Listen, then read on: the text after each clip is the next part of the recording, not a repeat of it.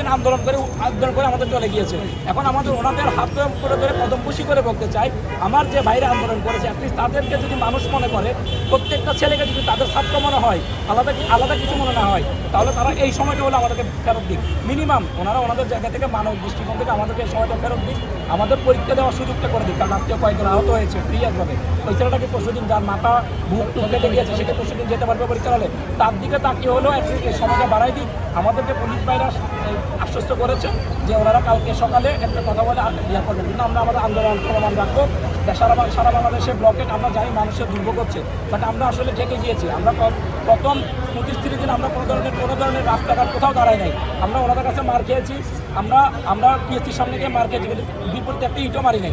আমরা বারবার ছাত্র সুলভ ছিলাম, কিন্তু উনি ছাত্র বান্ধব কিন্তু ছিলেন না। ছাত্র বান্ধব থাকলে উনি চিন্তা করতেন ওদের সমস্যা হচ্ছে, কষ্ট হচ্ছে, একটু সময় চাচ্ছে, টাকা পয়সা কোনো স্কেল বা কোনো ধরনের কোনো দাবি দেওয়া নাই, জাস্ট একটু সময় চাচ্ছে। সময়টা দিয়ে ওরা পড়াশোনা করে পুরো কমিটির সাথে বসে একটু প্রতিযোগিতা করে, এই তো এতটুকু। আমরা ওনাদের কাছে, আমাদের রাষ্ট্রের কাছে, আমাদের ইনুস্তারের কাছে মাপ চাই। ইনুস্তার কাছে দুটো পায়ে ধরে বলতে চাই যে ওনার আমলে একটা পূর্ণাঙ্গ বিসিএস হতে যাচ্ছে, সেটা তো উনি জুলুম করে ফেলতেছে, বুঝে হোক না বুঝে হোক। হয়তো উনি সম্পূর্ণ এই ব্যাপারে জানেন না, কারণ আমাদের ভয়েস ওনার কাছে যায় না। আজকেও সারাদিন আমরা চেষ্টা করছি ইনুস্তারের কাছে যেন আমাদের ভয়েসটা যায়, কেউ যেন একটু শুনে আমাদেরকে। ওনার আশেপাশের কাউকে হলো ডিস করার চেষ্টা করছি, কিন্তু আমরা পাই নাই। এই হচ্ছে আমাদের ছাত্রদের অবস্থা, ছাত্রদের সরকার। অথচ ওনারা বড় বড় বিভিন্ন ধরনের ব্যক্তিত্বের সাথে ওনারা ঘন্টার পর ঘন্টা মিটিং করেন, বাট আমরা ছাত্ররা একটা বিপদে পড়ে। ৫-৬ হাজার ছেলের সাথে তাদের পরিবার, তাদের সমাজ, এই সবাই জড়িত। আমার এলাকাবাসী পর্যন্ত আমার দিকে তাকিয়ে আছে, স্কুল পর্যন্ত আমার দিকে তাকিয়ে আছে যে আমি কিছু একটা করবো। বিসিএস বাংলাদেশে একমাত্র একটা বড় স্বপ্ন ছাত্রদের জন্য। তো সেই স্বপ্নটা আমাদের এই দেশে দেখিয়েছে যে না, এখানে এইভাবেই কিছু করতে হয়। আমাদের পরিবার আমাদের তাকায় আছে। তো এটার জন্য আমরা ২ বছর লড়াই করে এখন একটা বিপদে পড়ে গেছি। বিপদ থেকে উদ্ধার হওয়ার জন্য ওনাদের কাছে ধারে ধারে দৌড়াচ্ছি, কিন্তু ওনাদের কাছে শোনার কোনো সময় নাই। এটা খুবই কষ্ট দিয়েছে যে আমাদের এটা আমরা শুধুমাত্র সরকারের কাছে অ্যাটেনশন নেওয়ার কারণ সরকার চাইলে এটা এই সমস্যাটা ৫ মিনিটে সলভ করতে পারে। সরকার চাইলে এই সমস্যাটা ৫ মিনিটে সলভ করতে পারে না। কোনো আইনের ব্যাপার আছে না, কোনো বাজেটের দরকার আছে, কোনো কিছুর দরকার নেই। ব্লকেট কর্মসূচি নিয়ে জি, আমাদের কালকেও ব্লকেট কর্মসূচি থাকবে এবং আমরা কালকেও মাঠে থাকবো যতক্ষণ না পর্যন্ত আমাদের প্রজ্ঞাপন দিবে। আমরা পরীক্ষা বর্জন করে পরীক্ষার হলে মিছিল দেবো, কারণ আমাদের কিছু করার নাই। এই পরীক্ষা দেওয়ার মতো কোনো সুযোগ আমাদের জন্য রাখা হয়নি। এই ইতিহাসের মধ্যে প্রথম একটা কলঙ্কিত পরীক্ষা হবে, যেখানে অর্ধেক শিক্ষার্থী মনে হয় যাইতে পারবে না পরীক্ষার হলে। অধিকাংশ মেজর একটা অংশ পরীক্ষার হলে যাবেন না।